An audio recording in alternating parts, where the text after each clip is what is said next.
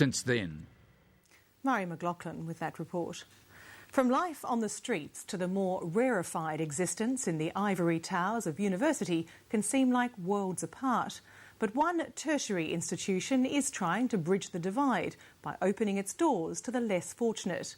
The program has not only seen a handful go on to further study at university, it's also turning around lives in ways that are far from purely academic. Scott Bevan reports. It's graduation day for Sydney students of the Australian Catholic University. The day they receive more than a piece of paper, but a passport to the future. For John Van Gulik, this is an extraordinary day. I'm so far out of my comfort zone. I'm not really used to these formal occasions. Until recently, the 45-year-old thought the future was a foreign place he'd never get a passport to.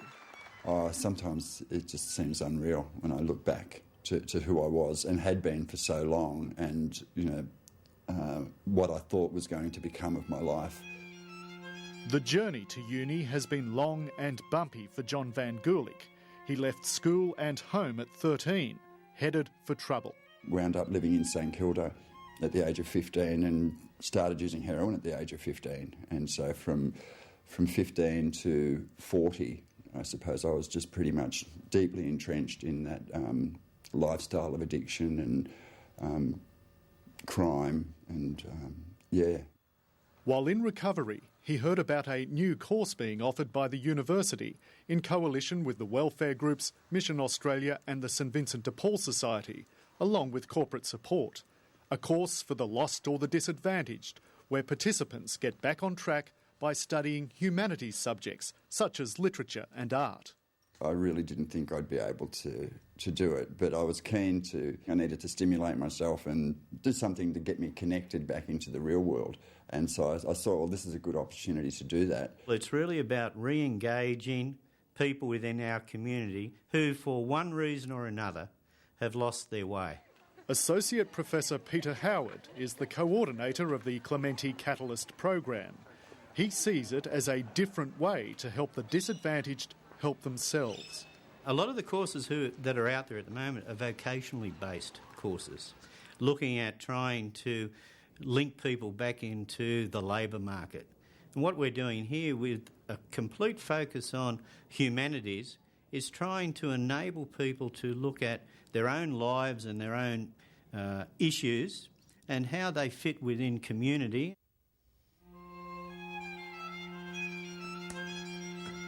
Against all odds, I'm still here.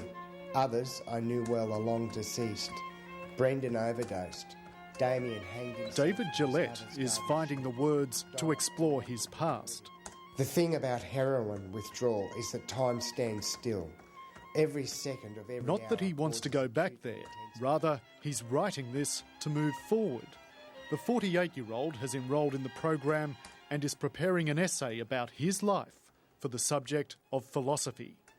David Gillette has been clean and sober for about 2.5 years, and he has a lot of material he can draw upon for his essay.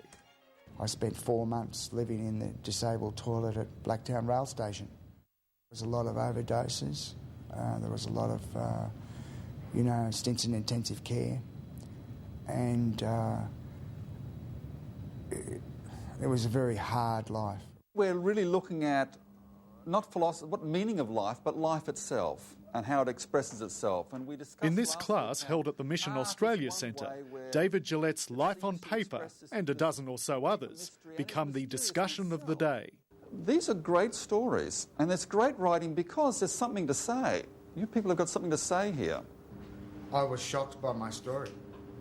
Do you know what I'm saying? Yeah. Like, having lived it, but when I wrote it, and I feel removed from it now, it was a little confronting. It's a quite challenging, different way of viewing how you actually help people out of poverty and move them into different things, different opportunities and different possibilities.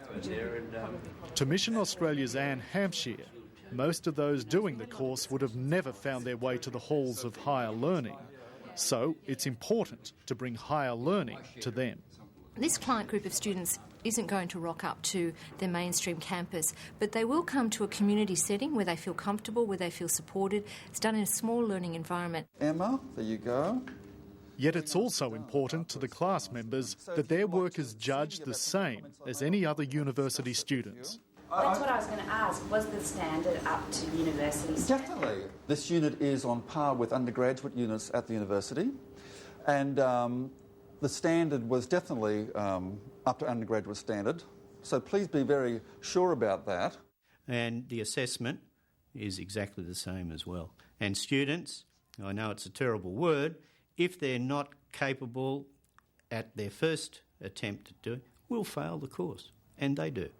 Across 3 sites last year, just 17 out of 30 participants completed their course. But Mission Australia's Anne Hampshire argues that numbers alone should not be the gauge of whether the program's working. Numbers are important and we'll probably get better at those, but what really is important is the whole change that happens for people, whether or not they fully finish the course. How'd you go? Oh, pretty good. I got a distinction. Distinction? Yeah. Well done. You pleased with that? I am pleased with it. But the next one's going to be better.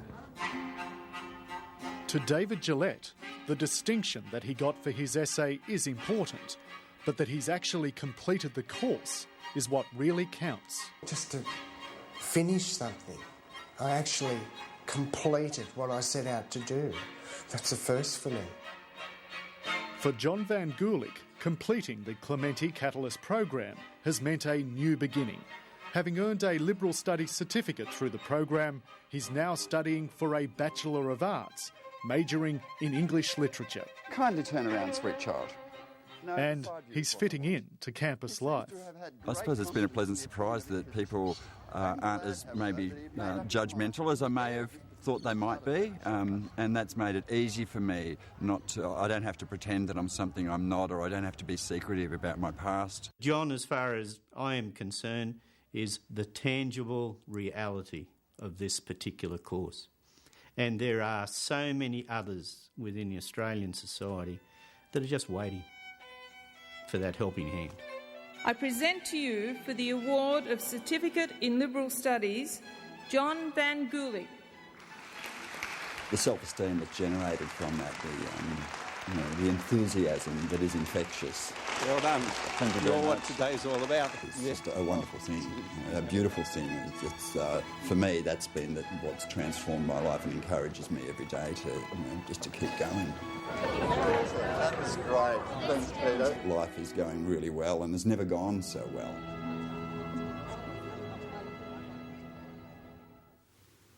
Scott Bevan reporting.